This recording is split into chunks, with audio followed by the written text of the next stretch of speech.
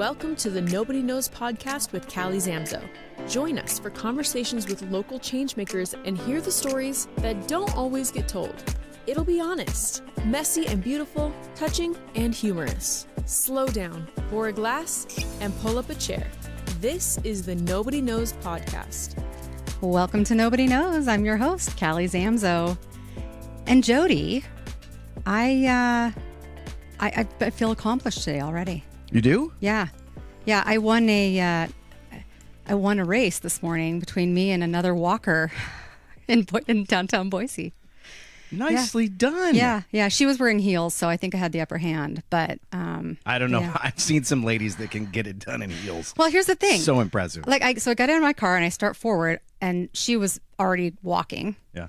So, but she quickly got up next to me, and then there's always that kind of uncomfortable. So I kind of backed a little bit off, but she kept her current pace, and it wasn't fast enough.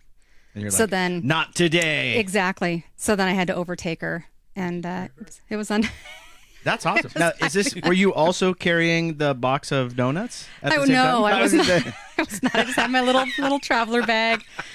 I know. Do you do this kind of stuff? I don't know why. Be competitive? Yes, over stupid things. There's no reason to do it, but always. Yeah. Over the ridiculous things. Yeah. I'm also competitive with myself. Yeah. I can be I've got the little gauge in my truck of the gas mileage, and I try and hit certain numbers. And, yeah. I'm kind of weird like that. I'm weird in a lot of ways. That's just one way. Well, it's bittersweet today because this is the last episode of this season. So there's a part of me that's we're going to take a little bit of a break, which is nice. But then I'm also I'm looking back and sort of nostalgic about what we've accomplished over the last year, which is really kind of cool. It's a big deal. It is a big deal. Yeah, culmination of season 1. Yeah. Well done. Right? What? Yeah. And thank you. Thank you to my producers. You guys are awesome. All right. So let's start with a tip of the day. Shall we do that, or tip of the week? Boy. Yeah. Tip of the day, tip of the week. Weeks are made of days. This is true. This is true. It all counts. So we're going to talk about weeds today. Ooh. This is the tip of the week because it is that time of year where people are concerned. They've got their, the spring brings these beautiful green lawns out, and then all of a sudden here come mostly dandelions, clover for those people who think that's a I get weed. a lot of clover. Yeah, and various other things that grow in your lawn, and you kind of want your lawn to be, well, depends on how competitive you are with your neighbor. HOA wants it to be real nice. Yes, the HOAs really want that. And then, it depends if you're competitive, you want your lawn to look good. As a Zamzow, I get, my neighbors will absolutely call me out if I've got something going on in my yard. So I definitely feel that. Although I will tell you that I do let the dandelions go. And here's why. I don't have a lot of them. Because when you have a really healthy lawn, you don't have a lot of those. The lawn will outcompete and win. But when you do have a weed or two, we have a product called Ultimate, and you can spray it in your lawn, and it will not kill the lawn. It will only kill the broadleaf weed. Easy for me to say. Say it 5 times fast. Not a chance. Not today. I'm not going to get competitive on that one. You can come into Zamzows. We can help you with that. Pretty easy to go down. And there's actually different versions. There's a ready to use if you have a few of them and you just want to grab the little bottle, you can spritz it. You can also do a hose end if you've got a major situation. I don't recommend that because it is a chemical, and so we try not to overdo that. So if you can just spot spray, that's your better choice. But we do have a hose end, and we do have a concentrate if you've got a very, very large area that you're trying to treat. But the big thing is, and please, this is the more important thing. You can get that; it will take care of those weeds, no problemo. The thing you want to think about is how now am I going to build up the soil and make sure that lawn is going to be healthy moving forward, so that it will outcompete those weeds, and then you can just spot treat moving forward. And that's what you want to get to. Yeah, I like that plan. Yeah, you can tell a lawn that is really healthy. That the soil is very healthy. That's the little game my husband and I do when we walk in the morning. We're like, oh, that one. Lawn judgers. And it's a little bit. And it's funny because sometimes there'll be be a lawn company, and they'll have a thing sticking, and we're like, ooh, they should wait to put that in there until that lawn greens up. Just a little advice for you guys. That's a good thing to do. I'm going to tap in with our guest here before actually introducing him to see if he has anything to weigh in. So he knows a thing or two. He does. Our guest today is my dad, Jim Zamzow. Hi, Dad. Hello, Callie. I'm so glad to have you here. Thank you. It's nice to be here, actually. It's fun listening to you. Well, thanks, Dad. So do you have any weed advice for our listeners? I like to not put chemicals down if at all possible. So I always take the direction, let's improve the soil. Let's raise our lawnmower height. Let's get thick turf so we don't get good competition from the weeds. I was going to add, too, that we sometimes will add a surfactant or like a sticker. So not like a fun scratch and sniff sticker. Different. It's a product. And we actually have one that's called Safer Step. And the fur part is FUR, as in for your pets. And it's blue. So not only does it help the product actually work better, but it turns the plant blue where you've sprayed it.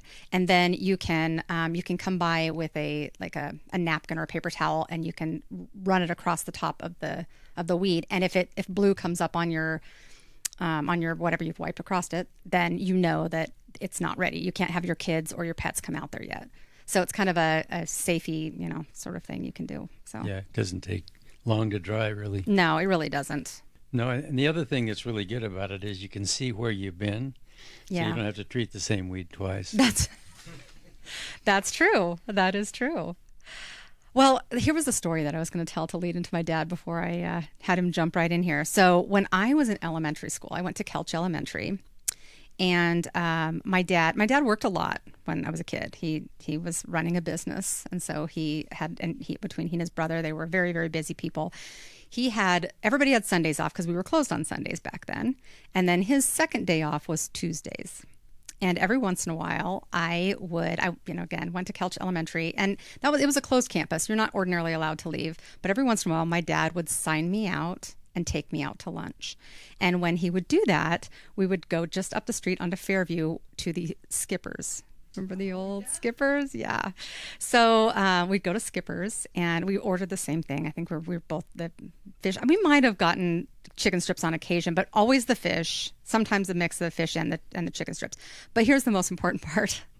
You order, you kind of go down the line, place your order, and then you sit and wait. But my dad and I would put our little number on the table, and then we would go to the, quote, hors d'oeuvre bar, which was really just the sauces.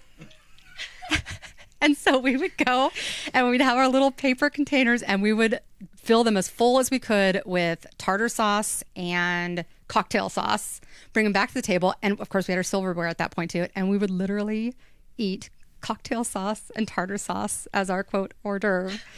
And it was so wonderfully just, if there was no way we were going to be able to do that with the rest of the family there. Mom would have said, you two heathens, knock it off. But it was our little thing, and it was fun. We'd have a little lunch, and they'd get me back to school. And it just, those days it's a bright spot in my childhood. They were wonderful. And one-on-one time with your dad, that's, you don't get, uh-oh. We got a phone ringer. Doesn't happen. Has that happened That's yet? the first. Dad. That is the first phone ringer. That's your brother. He wants to know where we are. Tell him you're at Skipper's. We would be, except for they shut it down, and now it's a car lot. Sad. I know. Anyway, what are your memories about that? Was that as fun for you as it was for me? I really did like it. Yeah. Well, we did call it the hors d'oeuvre bar. We did. I can still taste. It's actually making my mouth water a little bit thinking about it. Pretty good stuff. It was really good. Well, and then of course the fried fish. I mean, that was always good too. The whole thing was, and the French fries. It was fun, and a good break in my day. It was kind of nice to get away from the elementary school. Those are good memories. I didn't have a lot of time to take you guys places. So. No, but those were fun. The other thing about Tuesdays with Jim was that it was always work. So when we would get out of school, you had been working all morning on your own, cutting limbs, pruning, whatever. And when we got home, I was like, oh no, Dad's been pruning. We have to go drag those limbs to the burn pile. And, and I am notoriously, the family does kind of tease us. So it's just my brother and I, and then my mom and dad. And I was always balking about the yard work. I wasn't necessarily the easygoing one of the group with that. Well, little kids aren't the greatest at doing that stuff anyway. You do pick up a little bit, and then you start fighting and playing, and pretty soon you're. It's true. Yeah, but it was good. Yeah. Okay, so let's dive into this. Let's dive into this podcast. I am hoping that maybe you'll just give because obviously you're the owner of Zamzows, and so can you kind of give us and our listeners a quick in your version history of the company? There's quite a bit of history before the start of the business. Yeah, let's talk about that. No, let's talk about the start of the business. All right, go ahead. So, after renting and raising, getting kids and all this type of thing, by this time they're 5 kids, I think. They finally bought a 40-acre farm, which is at the corner of Franklin Road and Cole. And you're talking about, so this is your grandparents, my Yes. great-grandparents, August and Carmelita. Right, exactly. Okay. And thank you. Yep. The corner where the Boise Motor Village is, the house was right about where Lyle Pearson's Mercedes parking lot is, big 2-story house, and that's where they were pretty much raised. They bought that place in 1928. 1929 was the crash. Yeah. And they had their cattle, they had hogs, they had the typical 40-acre farm, which did a little of everything. But they couldn't make the mortgage payment because there was no money during the Depression. So Grandpa decided that we have to sell the stock and get off the farm because I'm not going to be in the hole. So much to Grandma's dismay, she did not like that at all. She wanted to keep it, but we heard about that the rest of their life. They did a deal with the bank, and they bought what was called the old Snodgrass Mill, which is where our Fairview store is today. And I think it was the same banker, and he kind of did a little bit of creative financing and basically got their mortgage payment downgraded to a smaller one and bought the feed store. So that's how they ended up in the feed business. Then they started selling coal, and that was the start of the business. My grandparents had it until after World War II, when Dad and my Uncle Stan came home from the war. They started running it and bought it eventually. And then my brother Rick and I bought it in the 70s. And then, 10 years or so ago, I bought my brother out. So that was kind of the evolution of the store. It's quite a history. And now I have my kids running it. Yeah, you do. You say that with trepidation. No, actually, no, I don't. I sometimes wonder how you even deal with it. It's gotten to be so big, but it's interesting how it's morphing, and it's also interesting how the valley has changed so much over time. And especially since the COVID, like the mass, pretty short period of time recently. Yeah, when you think about it. Yeah, it's been based interesting. on the traffic, I guess. Yeah. Okay, so when you stepped into the business, and I kind of say that lightly because I think when you're a Zamzow, like you kind of start early. Like Joss and I were sweeping warehouses when we were little kids. I do remember. Do you remember we would sweep the warehouse and we got paid hourly? Literally, you would pay us every hour. Yeah. And then we'd put the money in the candy machine. We'd eat some candy and then we'd work for another hour. If I didn't pay you by the hour, you'd quit. Yeah, we joined the union. Well, you were just little. That was fun. We're very little. Yeah. But you did the same thing. You were working as a very young person. Well, we sold about 100,000 baby chicks back in those days. And when Rick and I were little, when you've got that many chicks in a brooder, they get pasty rear ends, and you've got to teach them to drink water, and you show them the food, and you get them underneath the heater, and you kind of get them going, and that was kind of our job. Dad knew we could do it. Yeah. He knew we loved little animals, which we did, and so we would come over, and that's what we do. The thing that I didn't like the most was pulling the shelf out where the poop was, and happened to fold up all the newspaper and then put new newspaper down. That was the least fun job for us. It's funny how we remember these things, right? But yeah, that was probably our first thing, and we were way preteen. I'm 3.5 years older than Rick, so he was probably 6, I was probably around 9. So you did a lot of work in the feed mill too. As a young person, you were working in the feed mill. As a teenager, okay. After we turned 12, and we were old enough to shoot a shotgun, we got to go pheasant hunting on the opening day. Oh. But Dad would say, all right, opening season starts at noon, boys. If you get all the windows washed in the mill by noon, I'll take you pheasant hunting.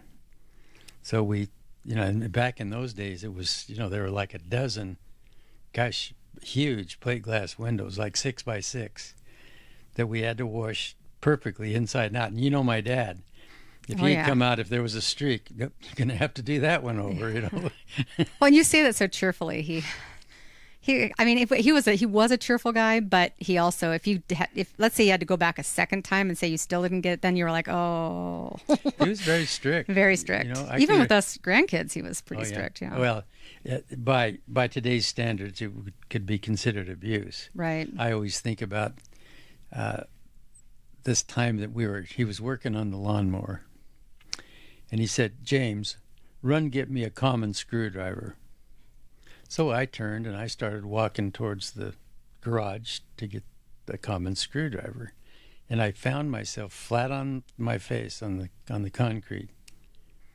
And I turned around, I couldn't figure out, and he had kicked me in the rear end so hard that he knocked me flat on my face. Oh, because you weren't going fast enough. Not apologetic. He said, and when I turned around and got up, was kind of stunned. He said, when I tell you to run, I don't mean walk. Learn that lesson. After that, when he would say, James, will you? And I'd go, on your mark? Put my feet in the blocks, Yeah. I mean, but he was a captain in the Army Air Corps during World War II, and he didn't put up with a lot of nonsense. So it was, but for my personality, I think it probably was good. I think when I look back, I used to get mad. Like, why would he do things that he did? But I think back now, I think for my personality, I probably needed that. And I think he knew that. He probably thought, you loafer. Not on my time. And get going. You're not moving fast enough, Well, and in some ways, I think that prepares us for life when our parents, make us pull limbs and whatnot after they've cut them down. It builds character. Oh, we had to do that same thing, Yeah.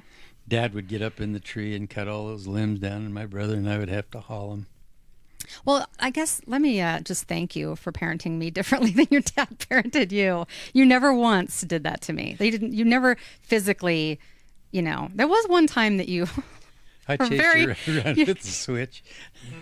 There was one time when I was mowing the lawn and I got willy-nilly with it. I thought I was being creative, but instead of just mowing in lines, and it was a riding lawnmower, it was a big orchard we had, and instead of just doing the way I was supposed to, go up and then turn and come back down again, I was kind of getting a little crazy with it, driving around. Anyway, then he came out to holler at me, and I pretended like I couldn't see him.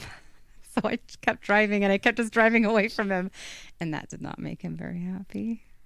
I always believed you spare the rod, you spoil the child. Yeah. So I always thought, a bit of a spank never hurt anybody. Well, your mother, on the other side, said, you will not hit my children. Yeah, she was a parenting teacher. Like, she would teach parents how to parent. So, yeah. So you remember I called you and your brother together, and I said, your mom said I can't spank you. So my words are going to have to work. But if my words don't work, then I'm going to pick a switch, and you're going to get it. And don't you remember that time I went out and picked a switch and chased you kids around the backyard? Oh, man. So they're just squealing and crying, and pretty soon out comes, well, I think you went and got I think I did. I think I remember, because we had that screen door that would slam. Yeah. And I remember running through it and it slamming, and Mom being like, what's going on? And I was like, Dad's trying to spank us. Oh, boy, She did was I not get happy. in trouble. The memories. Okay, let's go back to the mill really quick. I love the story, and I think it's very interesting, and I think our listeners might find it interesting. You were asthmatic as a kid. Yes. And one of your jobs was to clean out like where the soybean meal was kept, Well, right? we had the big silos. Yeah. And where we stored grain and bean meal and things like that. And then every season they had to be cleaned out, and then they had to be sprayed down inside with DDT to keep the weevil and stuff out. And yeah, It's awesome. one of my favorite jobs. Yeah, yeah. Well, and that probably contributed to the asthma, I'm sure. No, I already had the asthma, but I think Dad just figured, well, if that kills him, I won't have him to worry about. Well, I'm glad it didn't kill you. But, there was a hole about 10 feet up. So you would climb up the ladder, and then they would put you in a harness and lower you down. And then they would go on about their business. And then your job was to clean up all the grain and get it out of there. And then they would lower down a pump sprayer with DDT in it, and you'd spray the walls and spray everything.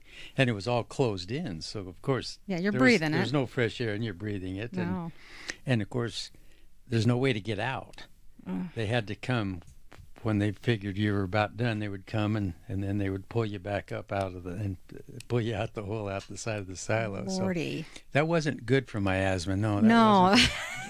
Well, so talk about so soybean meal is something that we have used. And by the way, this is the mill that is still in existence. It's in downtown Meridian, right in front of City Hall. You can't miss it. Has a big mural on it Sector 17 painted on there. Anyway, tell us about it's kind of the evolution where you used to clean out the soybean meal, and then something changed. You got a new shipment of soybean meal, and you knew instantly that something had changed. Can you talk about that? Okay, when the soybean meal used to come in on by rail, and it was bulk. We would open the car door, and then we had it was a giant vacuum cleaner called a vacuvator. Had a big 50-horse electric motor, and it would suck the meal out and then up above through the head house and then into the bin, whatever bin you directed it into. So my job was to vacuum out these cars. I just loved it. It smelled just so great, unless I was in there and it was 115 degrees, and it was a little different, but, which it so often was by the time we got to the afternoon. But our job was, of course, if a load of grain came in or a load of soybean meal or something, and if there was something wrong with it, then I would go in and tell Dad, and then they would reject it. So one day I got in a load of what I thought was bad soybean meal, and I went in and I told Dad, I said, Dad, this is spoiled. So he went out and checked it, and then he checked with Walt Shepard, his man that did the buying. And he said, Walt, Jim says this is spoiled. He said, no, it's not spoiled. It's no longer expeller type soybean. It's now solvent extracted. So when they process soybean meal, they grind the soybean and they crush it and spin it around real fast, and the oil comes out. Well, that still leaves a couple of % of oil in there. So they came up with a method of putting a solvent in there, actually a petroleum solvent, that would dissolve all the oil, and they could extract it out and then sell the rest as soybean meal. But there's still always a trace of the solvent in the soybean meal. So that's what I was smelling. And it's not good. But they actually were stopping because it was a much cheaper process to extract it with solvent than it was to expeller it.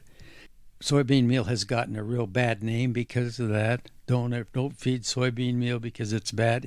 It's bad if you're using solvent extracted soybean meal, but not if you're using cold pressed or expeller type soy. Right. Then it's the real deal, and it doesn't have any chemical in it. So it wasn't the soy itself that was causing the problem. It was actually the solvent. Yeah. Is that the story you wanted? It is. It is a story. And that is when people ask, because we do use soy in some of our products. And so we very often will get the question about that. What's so bad? It's so bad. And we have to tell them that story again. Yeah, and we could go one farther than that. We use mostly full-fat soy. Yeah. Which means we don't even extract the oil and the lecithin out of it, those were two things that are sold separately when they process soy. But soy that's full fat means you got everything that's in the soybean, but it's been processed with a temperature so that the trypsin and the hormones that are considered to be harmful in soy, when they're processed out at a certain temperature. Yeah. So, but the full fat and the lecithin, and then the amino acid profile in soybean is just wonderful. There's just a couple that you need to fortify a little bit, and that's it. Yeah, people rave about the Dynamite products. That's for our listeners. That's one of our brands, separate from the Zamzows brand. But that's what a lot of our products there use, that full fat, whole extruded soybean, and yeah, the animals do amazingly well. We've got some great turnaround stories over the years with that. So let's talk about the fact that because you did just kind of get sciencey on us, you've kind of, at least obviously my whole lifetime, I've always noticed that about you. But even when you tell stories about, your history and things like that, science is sort of woven through the whole story. You have this scientific mind, and you have and I lovingly call you my mad scientist dad when people ask about what kind, who would tell us about your dad? Well, you're a mad scientist. Maybe not mad, but you are a scientist. Probably crazy. And mad, I guess, in that sense, where yes, like almost anything that you are working on, you're looking at it from a scientific bent. Do you remember when in your life that started? I do, but that reminds me of a story. Oh, good. So, my junior year at Bora High School, I had chemistry lab, and we had, of course, the Bunsen burner, and we had flowers of sulfur. And I thought, I wonder what would happen if I poured out some sulfur and lit it on fire. So, which I did, and of course it puts off that sulfur gas, and the alarms went off, and we had to evacuate the whole wing of the science portion of Bora High School. Oh boy! And that's when I realized I was allergic to sulfur. I could hardly breathe. I mean, literally, I almost gassed myself by doing that. But I'll tell you what, it's very interesting how sulfur burns. It just it doesn't flame up. It just kind of, like a volcano, it just kind of works and lets off this toxic smoke. Wild. I don't recommend you do it. So anyway, I've just always been really curious. And when I was probably 7 or 8, my mom got me a chemistry set for Christmas. I started reading in my encyclopedia about how to make gunpowder. So I needed some things. I needed salt, pepper, and saltpeter, as they call it. It's a potassium, I think it's potassium nitrate. But they didn't come in my chemistry set. So I would tell Mom, I need a refill of this chemical, and she'd go over to Potter Drug and get it for me. And then I would literally make dynamite. I'd make gunpowder. And unfortunately, we used to have these little paint bottles that we would paint our model airplanes with. Sure. They were a little glass tester's bottle. And I stuffed that full of my homemade, it was actually gunpowder, but I added a few other things in there just to see what might happen. And then I poked a hole in the lid and put a firecracker fuse in it. Well, the neighbors had a little apricot tree that was about 1 inch in diameter. And up in the crotch of the tree, I put this little tester's bottle and I lit the fuse. And I thought it would go pop, Right. I didn't realize it would blow the tree in half. Gosh. So it comes out in the Statesman, Vandals dynamite apricot tree. I can remember my friend and I we kind of quivered because they thought, oh my God, if they ever find out who did that. We were ashamed by it. But we certainly didn't want to admit we did it. Dad would have beat me to death. Oh, my gosh. Yeah, you tell these stories about when you were a kid. It was the wild, wild west, truly. Yeah. Like I was telling somebody the other day, I'm like, my dad still has a pellet in his fanny from being shot because they would use real guns with pellets and they would shoot at each other. Well, we didn't really shoot at each other. Well, I mean, clearly somebody did. Well, actually, Kenny just decided it was a good idea see what would happen if you shot somebody in the butt. I said, don't aim that at me. And he started aiming at me. I took off running, and he shot me anyway. Oh. But it's still there. I remember as a kid, and it's not like fully, it's kind of in your hip area. But as a little kid, you would kind of figure out where it was in your hip, and then as a little kid, you say, okay, put your finger here and you can feel it. And we would like push in, and we would be like, oh, you can feel it in there. Yeah, it's crazy. Yeah. Did it show up on an x-ray recently or something? Or no, you were going to get an MRI, and they were like, do you have any metal in your body? And you're like, well, I've cut this. Yeah. This pellet that's still in my butt. But it was lead, so wasn't a problem. Oh, okay. Yeah, that was not a good experience. Well, you're Let's go back to the science thing. This could get real crazy if we talk about all the. I mean, they're wonderful stories, but let's talk about the science thing. So, I will tell people, I'll be like, they'll say, "What's your dad up to?" I'm like, "He's spent a lot of time in his lab." Sometimes you'll go through these periods of time or he's working on something in his lab, or what are you doing today? I'm going to go out, and Dad wants to show me some things that he's got going in his lab. And then people are like, "Wait a minute, he has a lab? Like what? Who? Like what? Who does that?" And I'm like, "Well, my dad." Because you'll think of something and then you have constantly have experiments going on. Yeah. Right now, I'll bet if we went in your lab, you've got several jars that smell atrocious. You've got a couple of plants that are, some seedlings that are growing, and if we go back there, you'll ask us, okay, which one do you like? But no, not necessarily like which one's bigger, but which one looks healthier. And then we'll have to. I always feel like I'm on trial. Like I got to make sure I pick the right one. That's always been interesting to figure out what makes things grow, Mm-hmm. And it's not always as you might think. It's not just about chemical fertilizer and that type of thing. Yeah. It's about getting the bacteria, the microbes in the soil functioning, getting a balance of the nutrients and enough carbon in the soil. Yeah. That's been kind of my mantra for the last 40 years is, do you have enough carbon in your soil? Are you putting enough compost on your soil? But you've invented a lot of products, and I think you've invented more products that you didn't take to market that would be hugely, not only viable, but probably make you a ton of money. But when you get to, and you've described this before, like once you've figured something out, it becomes less interesting to you and you got to move on to the next thing. Once I've figured it out, I'm no longer interested in it. Yeah. One time my brother said, would you quit inventing something and sell something?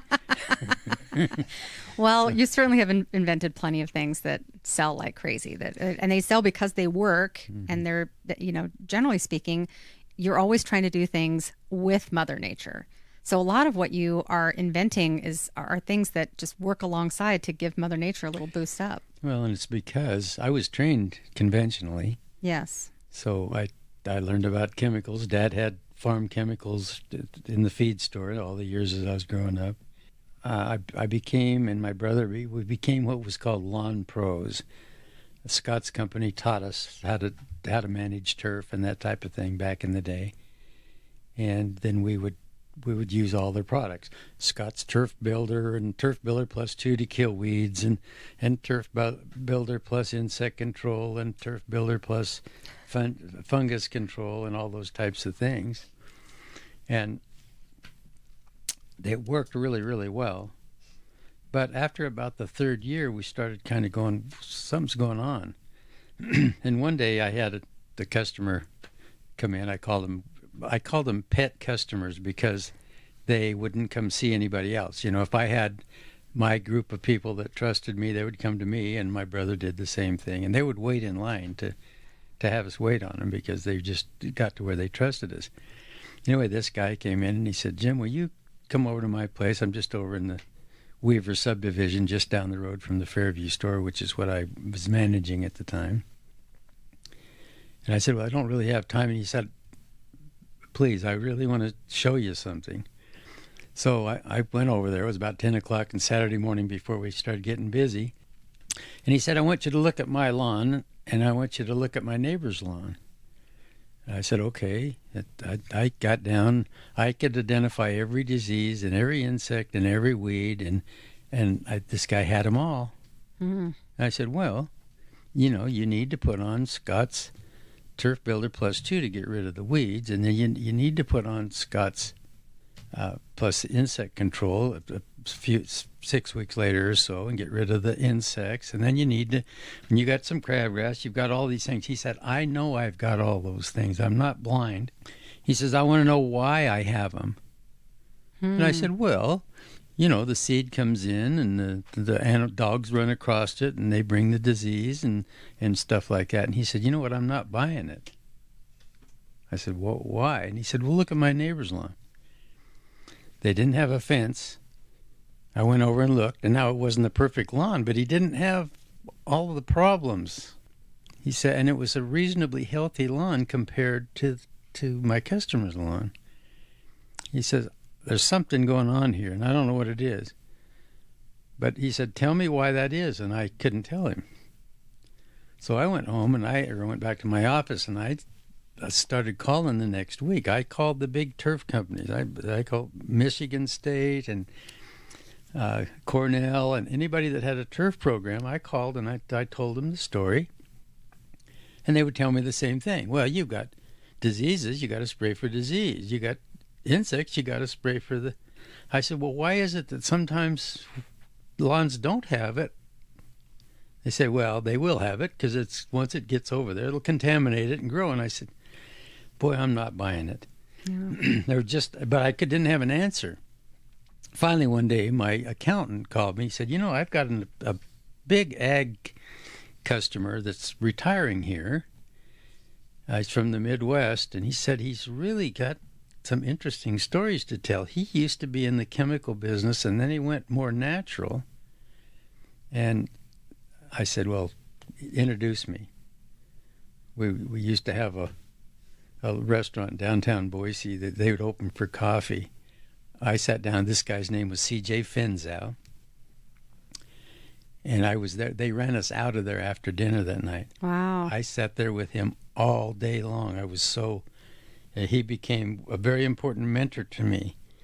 And he taught me, when you put nitrogen fertilizer on the soil, your soil will try to maintain a balance of nitrogen to carbon of 1 to 20. And when you put a pound of nitrogen on, you'll actually burn out 20 pounds of carbon. And that's your humus. That's the dark part of your soil. That's where all the microbes live. That's what holds water. That's all that stuff. So you start off with about a 3% organic matter in your soil, and by about the third year of a chemical lawn program, you've burned out all your carbon, and so weeds start coming in, your plants get weak, the insects and disease move in, your soil won't hold water, so you have to use more. That was really the thing that kicked me in the fanny to go more natural. I started studying natural processes. My employees used to laugh at me because I would be out and back with a 55-gallon drum and a canoe, or I'd be mixing up some kind of something to try, on somebody's lawn. And as you know, every soccer field in Boise had stripes in it because I was doing testing on it. Yes. I told the story of the Fairmont Junior High School stripes that when Joss and I were going to school there, and how so utterly that's how I got humiliating. started with natural fertilizers, I guess. It's been such an interesting journey. And I think about a key component with all of this. You've got the science, but you're always trying to help. And I'm going to say people, but it's people and really animals or anything else that's living. Where did that come from, do you think? I've got German, Scots-Irish, and Cherokee blood. I've got about half as much Cherokee blood as you have because your grandparents on the other side also had Cherokee blood. So I have those three. I know when my German comes out. I do too. And I know when my Scots-Irish comes out for sure, because that's, I'm like a badger. Nobody wants to corner me. But the Cherokee in me is the environmentalist. That's where my kindness to animals, my love for the soil, I think. So I just call that my Cherokee part. Yeah. So I just think it's a natural thing. And when you study epigenetics, which I think you have a bit, you realize that it's really about the evolution of the family.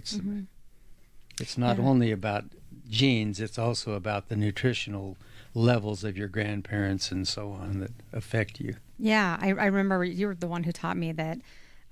So technically speaking, when a woman is born, when a baby is born, a girl is born, they have all of their eggs in them already. Exactly. Which means there's the DNA in there is like, that was like, so if you go upwards, then you really have to look at your grandmother and how healthy she was, because she's the one who created your mother, who had all those eggs that had you in there somewhere. Exactly. So like, it's kind of amazing. So when you if think there was about that. malnourishment, you know, if you were deficient if your grandmother was deficient in a specific mineral, that may manifest in a deficiency or a chronic degenerative disease in you. But you can correct that. That's what we've learned about epigenetics. You can correct that.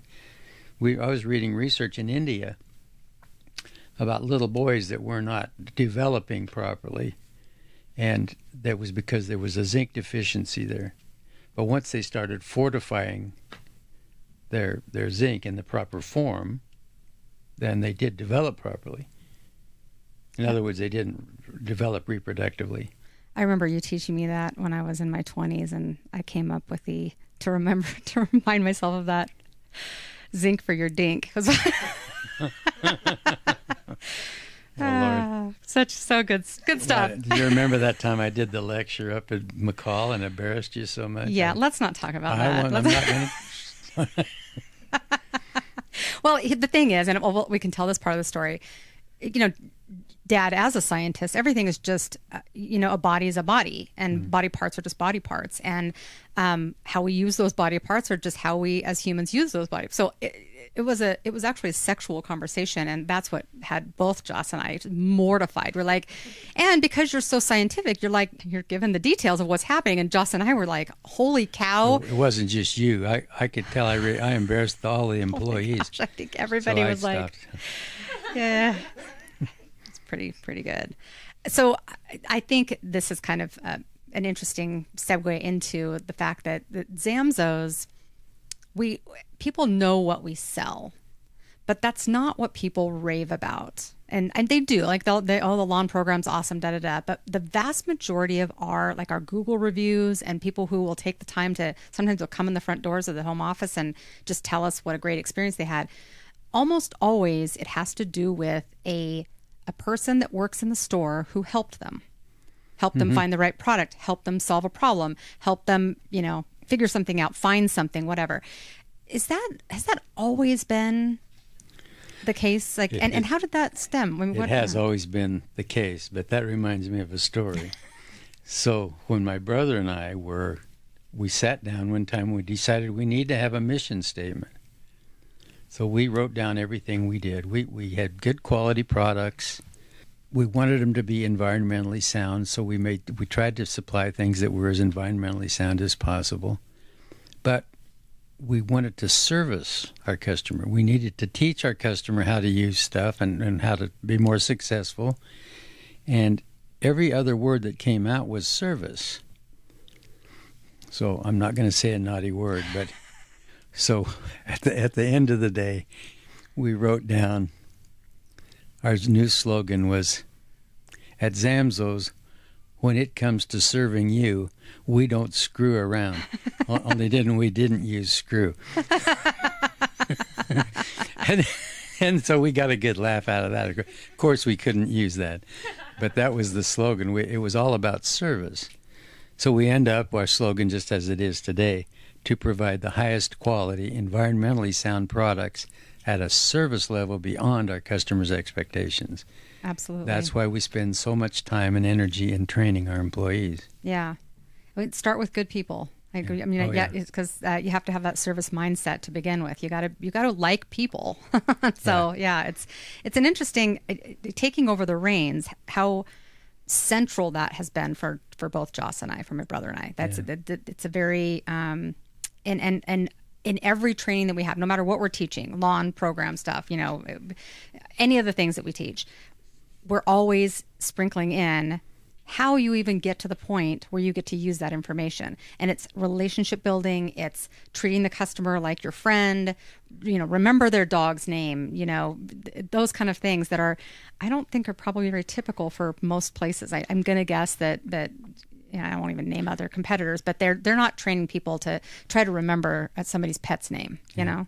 So do you know what the three critical factors in sales are?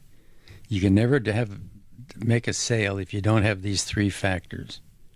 The first one is you got to sell yourself, your credibility. You have to prove that it's your first contact usually. Second, you have to prove your customer is your company. Is your company legitimate? Are you going to be here when we need you to solve our problems? Mm-hmm. And lastly is your product. And they will not even look at your product until you have introduced yourself properly and your company. So you've said this a few times. That reminds me of a story. Hmm. And you have a book that's called That Reminds Me of a Story. Right. And it's filled with some of the stories that you've just told, but a whole bunch of other ones. They're wonderful. Will you talk about that just briefly? Kind of the origin of that? And well, when I was recording commercials with Art Gregory, Art would write and record those for us, and we should have taken about 20 minutes, but it always took hours because we would get in there and have a conversation, and I'd end up telling him these goofy stories. Well, after about 20 years, Art decided to go back and get his master's degree in communication. And so for his thesis, he basically wrote all of these stories down that I had told him and that he'd gotten from my brother and from Grandma Z and so on. And that's what he used for his thesis. Well, then a few years ago, I just decided to pay to have it published, so we edited it. Thanks to your mother, we edited out all the bad things, all the bad words and all that kind of stuff. And so then we published the book. And so I thought, who's going to teach my grandchildren all of these stories? And I thought, I really need to get these things written down and get them published. So, when I'm gone, they will be able to kind of know what went on in the 50s, 60s, 70s, 80s, and maybe beyond. Well, I don't, for our listeners who watch the videos, I don't know how much they pay attention to the studio and how it was set up, but your book is always right here. It's been here from the very first podcast, and it will remain here. It's part of, along with pictures. I think you might be in more of the pictures than anybody else on these walls. There's one with a groundbreaking over there, and there's some back here. You probably recognize yourself, younger versions of yourself, and anyway, it's kind of fun. I like being in this room because of the nostalgia. It's a good thing. Okay, so I always like to think about our listeners and what they are getting out of this and who they might be. And I'm wondering if we have a younger listener they're like, gosh, that Jim Zamzow is cool. I like how he does things. I like how he thinks. I want to be like him someday, or I want to own a company like Zamzows someday. What would be some advice that you would give to a young person who is thinking that they might want to do something like that? Well, first of all, I would say buy the book, because Art put down our 10 principles that we felt made us successful. And every one of the stories in my book has some aspect of those rules. They teach you good lessons, and some things that I did, they teach you what not to do. Yes. Because I didn't print those stories so that people would replicate them or do what I've done, but to learn sometimes what you shouldn't do. Sure. And I did a lot of dumb things. We all do. I think that's youth. I think if you don't do some dumb things and make some mistakes, that sometimes you don't learn those lessons. Sometimes you have to learn them the hard way. Yeah. So you might ask me, what in that book would I want to have carried on, or what do I think would be a good message for people? Yeah. I think every story in there has some message, good or bad. Yeah. But ultimately, I think the book itself is the message. And I would suggest that people record their stories. We've all got stories. Just as many as I've got. We've all got stories. But if you don't somehow remember them and tell your children are probably not going to carry them on to your grandchildren. So you probably should record those stories so they know about your life. My mother was a storyteller. Her family coming from East Tennessee, that's how they passed things on. Most of them couldn't read or write and probably didn't have any teeth either. But they passed on stories, Yeah. and played the banjo. Yeah. And made a little bit of white lightning. No, I think that's one of the reasons why I love this podcast so much is that we're featuring people in the Valley and they're just telling us their stories. Yeah. And it's so fun, especially when somebody thinks of a story, they're like, gosh, I haven't thought about that in a long time. And then it comes out on the podcast. It's kind of fun. It's like college jokes. One joke reminds you of another, and you can spend all night long drinking beer and telling stories, right? I thought we were going to have to censor that. I wasn't sure where you were going. Oh. I never know. All right. Well, this is the part in the podcast where I give a shout out to our sponsor. You're going to recognize them. This episode is brought to you by Zamzows, your local source for garden, pet, and planet-friendly products. As a thank you to our Nobody Knowz listeners, use code ZAMZOW at checkout on Zamzows.com to receive 10% off your online order. The discount applies automatically and is valid online only and excludes lawn programs. And it runs through August 31st, 2026. You can even buy online and pick up in store at any of our 12 Treasure Valley locations. So visit Zamzows.com and let's grow something good. Nobody knows like Zamzows. Think about that. That's very good. Yeah. Hey, on that, I don't know, we haven't got it put together yet, but for fun, I grew that giant tomato one year. Yeah. And I thought it would be fun for people that buy and use some of our products to have a contest to grow the best tomato, Yeah. to be judged by someone other than us in store. And I'm going to offer $1,000 for the winner of that. Nice. And I think that would be a fun thing to do, because people in this area love to grow tomatoes, and we grow good ones here, whether you use our products or not.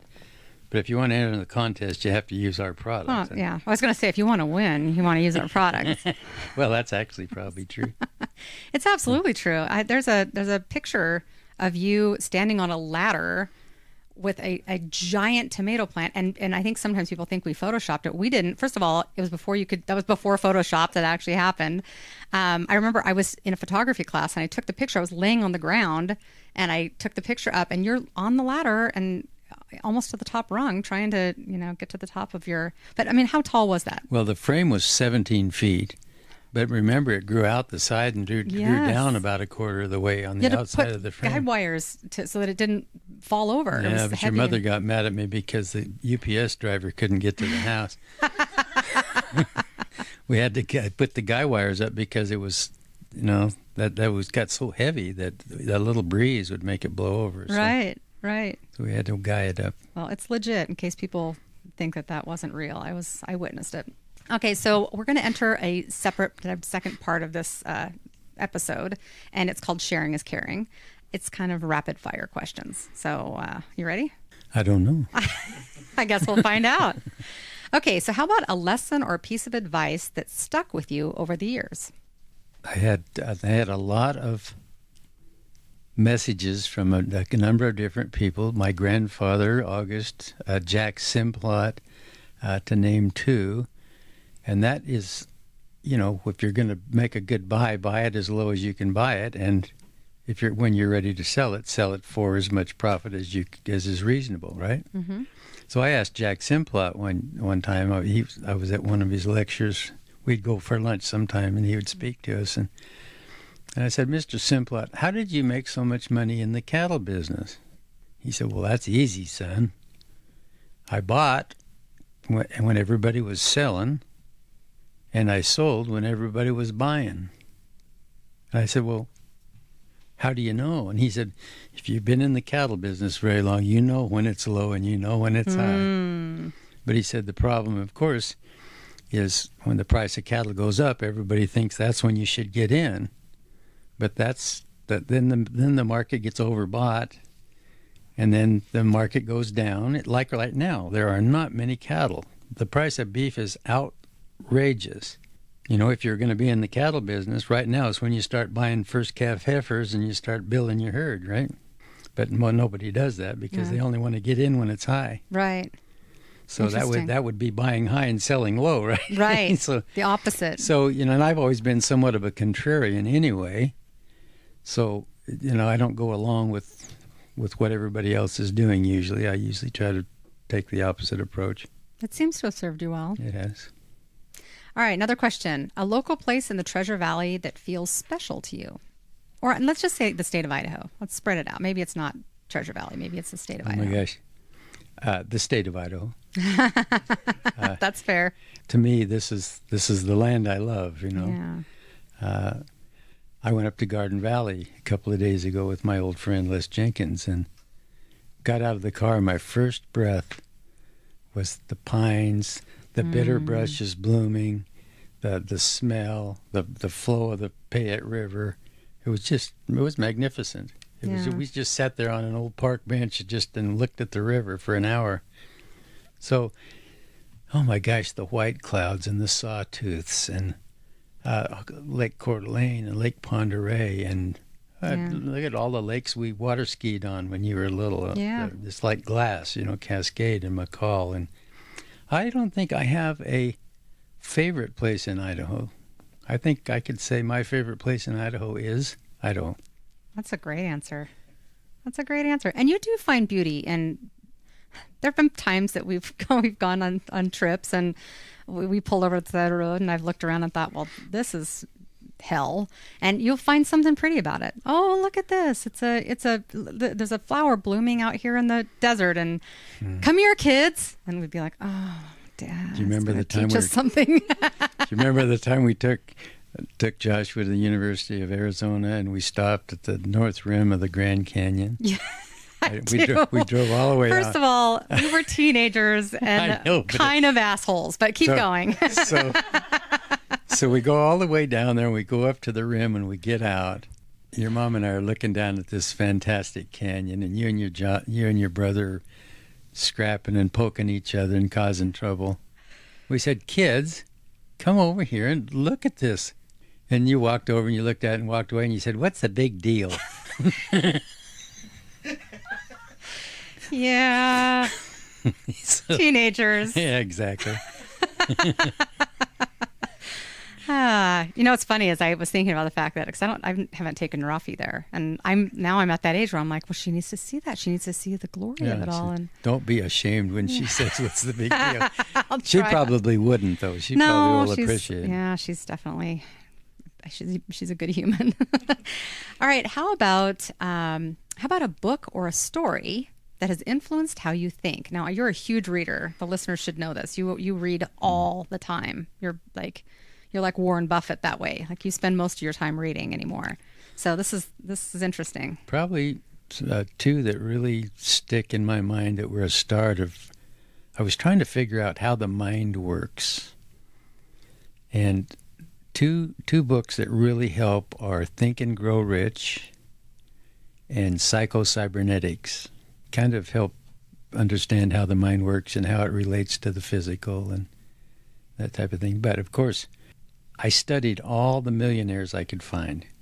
J. Paul Getty and Jack Simplot and many. I can remember calling Jack Simplot one time because I wanted to ask him. I wanted to meet with him literally, and I wanted to ask him, how do you think? And it's kind of crazy because I remember I was in my car and I dialed up the number. That was when he lived up here on the hill. Oh, yeah. And really, it's kind of like the phone's just ringing, and I'm just driving along, not even thinking about it. But all of a sudden, after about 15 rings, Jack grabs the phone and says, hello! Like, what in the heck are you? I was actually embarrassed. And he said, well, who is this? And I says, it's Jim Zamzow. He said, Jim, who? I said, Zamzow, you know, the Zamzow store. Remember you tried to buy us one time? And he said, oh, yeah. Why didn't we? And I said, I guess you didn't have enough money. And he laughed about that. And I told him, he said, well, what do you want? And I said, I'd really like to meet with you and talk to you just to find out how you think. He said, what are you talking about? How you think? You know, it was just like, I said, well, success comes from how you think. He said, you just work hard, son, and you'll eventually make it. Just work hard. But don't ever sell a piece of property. They're not making any more of it. Interesting. I had some very interesting conversations with him over the years, and other people that, you know, Willie Schreier was a good friend, and of course all the governors did business in the stores. I got to know them, and I got to know some of the actors locally, Paul Revere and the Raiders, and people like that I got to be personally acquainted with, that you always learn something from, you know? Yeah. You've never been afraid of meeting people. You're somebody who, well, you know, I remember when we were at the World's Fair in 1986 up in Vancouver, and you saw Red Skelton. And now that's a funny side story he's about to tell you, and it's a shameful story. Yeah, it's a shameful story. And I'm going to let you tell it. But first things first, you were like, let's go say hi. Now here's again, remember, my brother and I were teenagers. So we were the same. These are the same two kids that were not impressed with the Grand Canyon. So go ahead. So Red Skelton at the day, a lot of people don't know who that is, but he was a comedian and very, very famous, actually. Well, we went to the World's Fair, and he had done a skit or some kind of a presentation, and he was out walking around on the docks. And we just happened to be walking by, and I said, there's Red Skelton, to your mother. Mm-hmm. And you said, who's that? And I said, he's a famous comedian. I mean, we really used to laugh. He used to have all these characters and stuff like that. I said, come on, we'll introduce you. So I went up and I introduced myself and shook his hand. I said, we've been great fans of yours for years, and Faye was very impressed. Well, you and your brother got around behind him and started making faces and doing false laughter, like he said he was so funny. So we're like, we were he's just so funny. We were just ashamed of you kids. Yeah. It was terrible. Well, but anyway, that was that story. I'm appropriately shamed now, so there's that. Okay, good. All right, Dad. Well, we're coming to the tail end here. There's one more question I have to ask you. It's a question we ask everybody on the podcast at the end. Oh. Are you ready?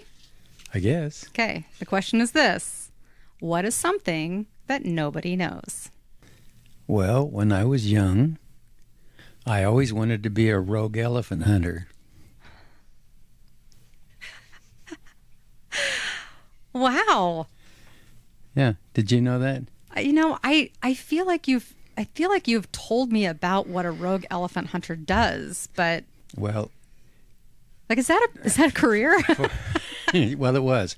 We used to watch something called Bring 'Em Back Alive Buck and Jungle Jim when I was a kid. There was 2 movies about Africa.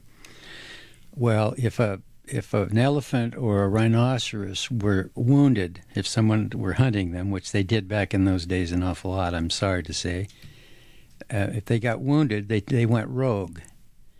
And a rogue elephant would go into a village and completely annihilate it because they are so smart, and they knew it was a human that caused them the injury. They would go in and just level a village. And, of course, the natives couldn't do anything about it. So they had to hire a hired gun, somebody that had the cojones to face a rogue elephant, because so I always could imagine a rogue elephant with his ears flaring and him trumpeting hard and rushing towards me, and I wanted to believe that I had the courage to aim a rifle at there's only one particular place that you can hit an elephant in the head to kill him instantly. If you hit him anywhere else, he's just going to run over you and kill you. If you hit him in this place, it will kill him instantly, and they'll just fall at your feet. So I always wanted to have that kind of courage and the stamina to be able to hold my bead on that elephant until it was time to squeeze it off. And I studied those rhinoceroses and grizzly and Kodiak bear, which are real fun, and that reminds me of a story. But it's probably don't have time to tell it. Tell it real quick. All right. So my brother and I were going to go float the Knickknock in Alaska. And we knew there were a lot of grizzly bears in that area. So they said, you've got to take something to defend yourself against these bears. Well, being an old 44 Magnum shooter, I thought, well, I'll take my 44 Magnum. I was in Cascade, and there was a gun store there. And I went in and I asked the guy, and he said, well, I'm actually from Alaska. What's on your mind? I said, what kind of a load? Because I loaded my own shells. What kind of load should I put in a 44 Magnum for a grizzly bear?